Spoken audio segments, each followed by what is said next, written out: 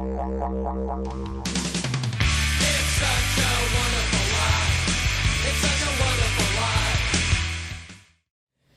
here we are for the 4th episode of the Occ-Cast, and I am lucky enough to have with me Kieren Perrow, the Commissioner of the WSL, long-time surfer that was on tour. And thanks for coming, Kieren. Thanks, Occ. It's great to be here. Yeah, great. We're in Tahiti, obviously. We're on the first day of the waiting period for the Billabong Pro, but it's not on tonight. It's not on today. It's small. Yeah. You had a couple surfs though, didn't you? I did, yeah. It was this morning. Three times? Twice. Twice. So we went out this morning, and it was a little wobbly and weird this morning. That south direction in the swell, and but yeah, not like real chopper. No. Fun still. So nice to be in the water out there. Yeah, it is nice. Beautiful. It's just nice to look back at the mountains and stuff, isn't it? So good. Magical. That's all you got place. to do to make you surf. You can catch a wave and just pretend you're in a barrel. Yeah. And you come out and look at the mountains, and you can. Totally. It's just something about being out in the water here. It's like, it's pretty. Yeah, pretty I know. Incredible. I know you've had a lot of good barrels out here. I remember one heat distinctly that we had together, and it was a 3-man heat. Yeah, with Jake. Yeah, and it was big. It was like 8-10 feet. And the first one just popped up out of nowhere, and you're like, "You going, Occ?" I think I had the inside, and I'm like, "Nah." And you took it and got a 10-point ride.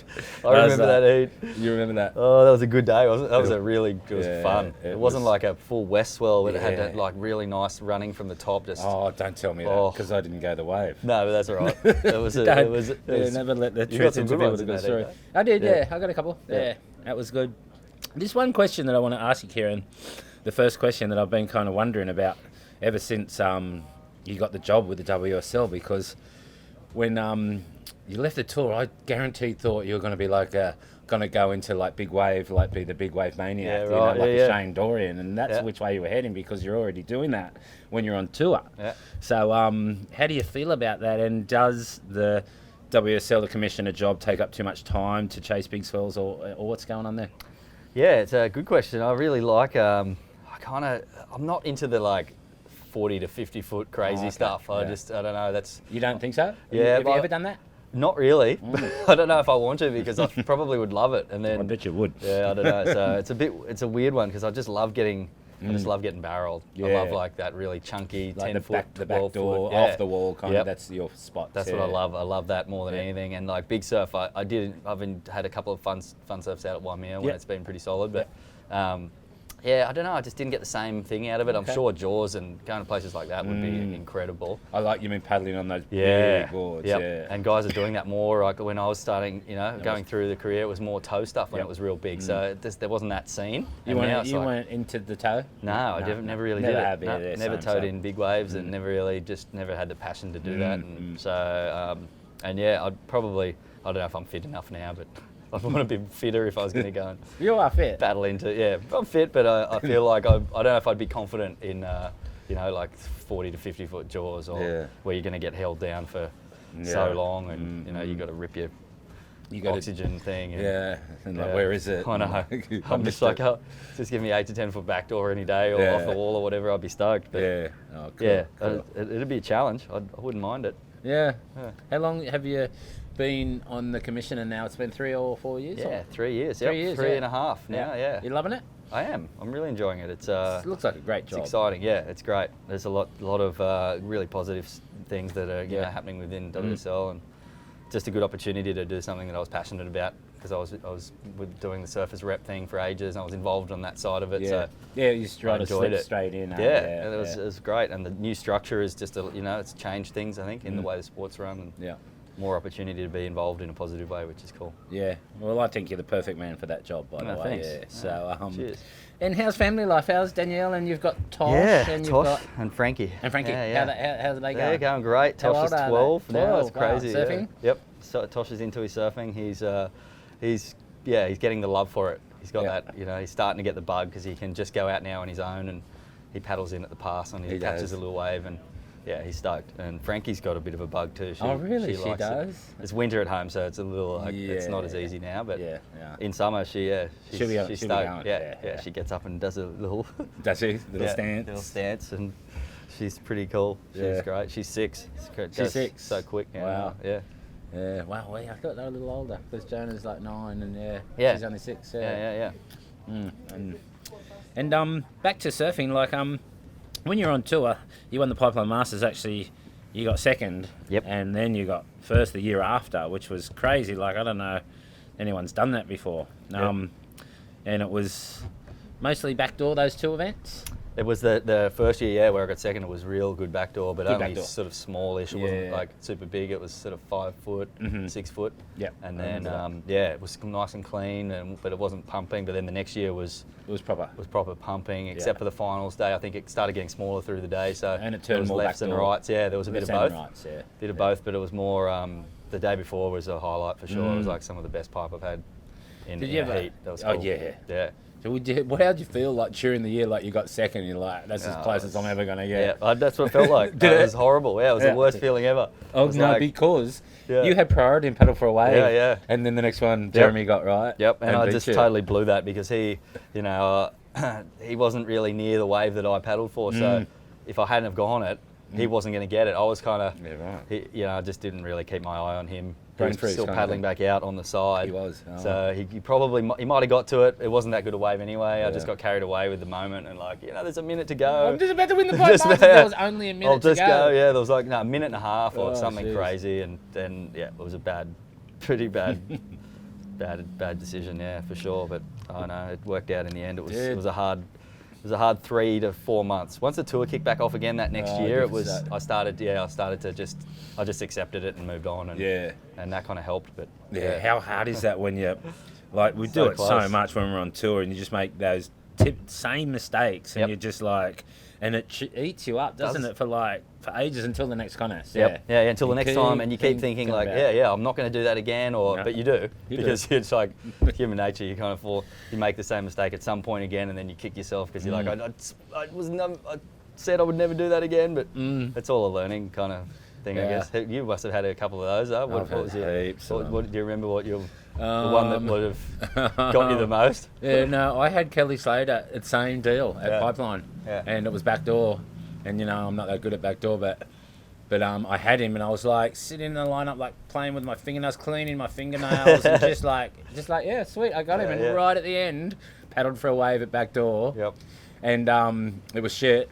Flicked out, and Kelly 10-point ride. As he does. He's not as much now, but I think there was a period in his career where he's untouchable at that. He was like the magician at just getting that score, in the dying seconds of a heat, like a Curran kind of thing. Crazy, wasn't it? Oh, what do you think about Kelly still on tour? And do you think? I know no one really knows, but he was so good, and at certain spots he's still probably the man. But in general. Do you think the kids are kind of taking over a bit?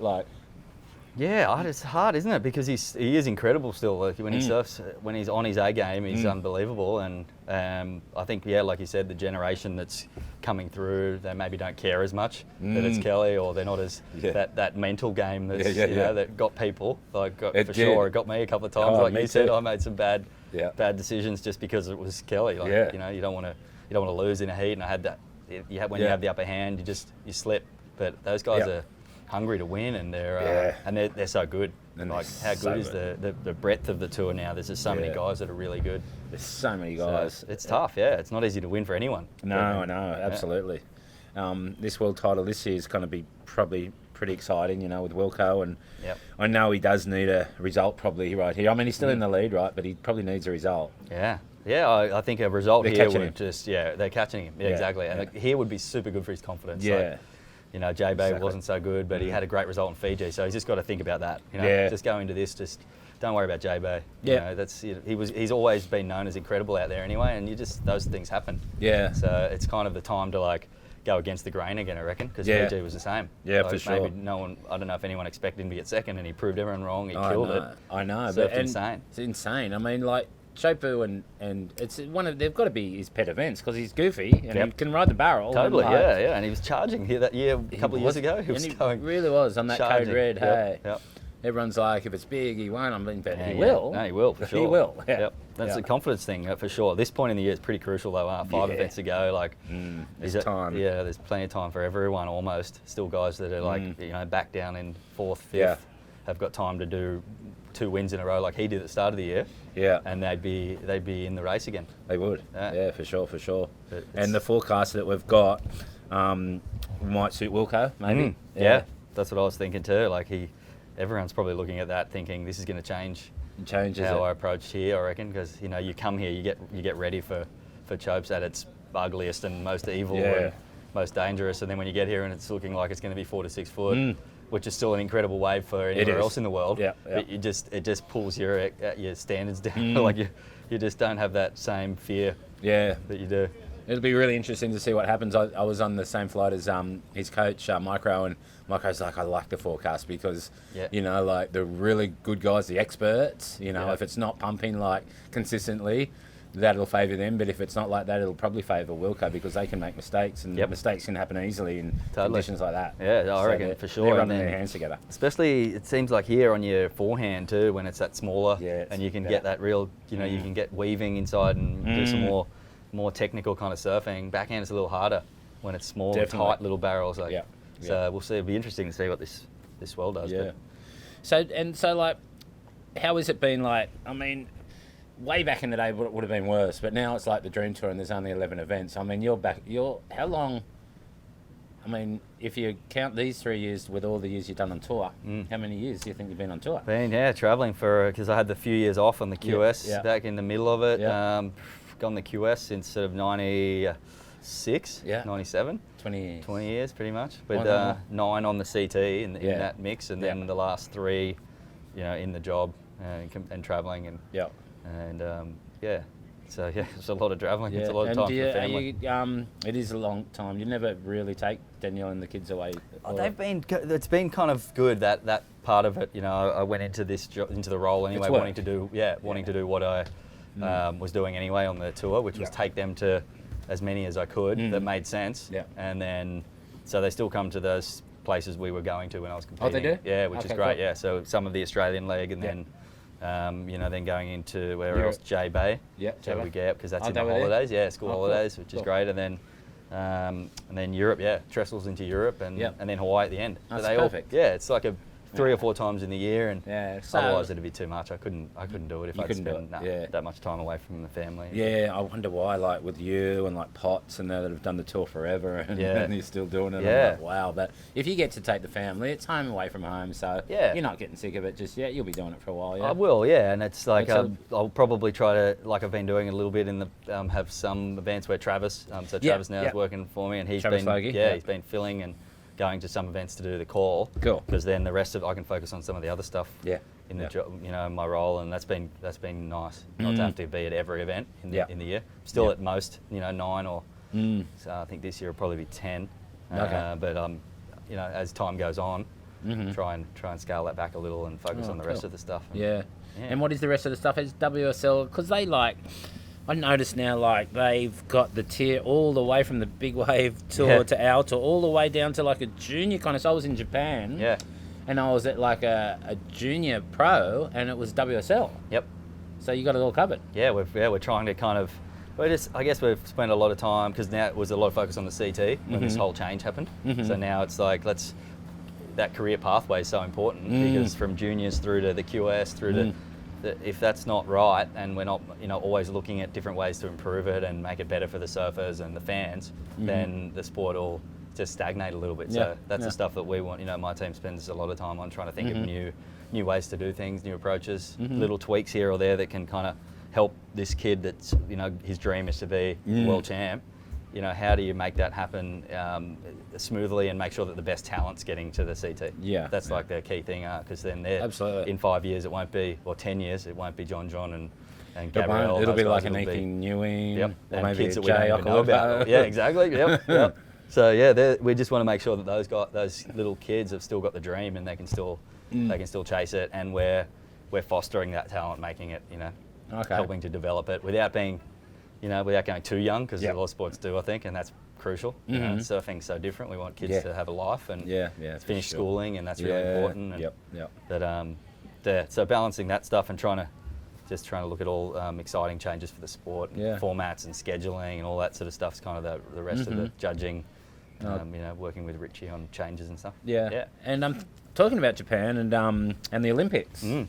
Yeah, that was big news. I was there when they said surfing's going to be in the Olympics, and which was kind of coincidental. But you know, how many people do you know from each country are going to be in this? Or That's the stuff we're going to spend some time now working on, like in the next year. We're hoping to we'll get with Fernando and the ISA and really trying to create a good team to think through all of that. You know, and make sure that we're doing things as with you'll be working with the IOC. Yeah, the ISA and the IOC. IOC, yep. which the is the IOC Olympic as well. Yeah, exactly. Federation, because I heard that they only wanted 20 people in. Yeah, 20 and 20, I think. So 40 total. Oh, 40 total. Yeah, 40 total. So 20 men, 20 women. Oh, okay. I guess, okay. And then. Oh, well, would it be like 2 or 3 from each country? We would hope that it's I mean, we want to make sure that there's good representation from ISA, every country. Yeah, ISA does as well. So you know, but also on our end, you know, from WSL's end, we definitely want to. I think and for the importance of how surfing is, how it develops further, and the chances it's got of being.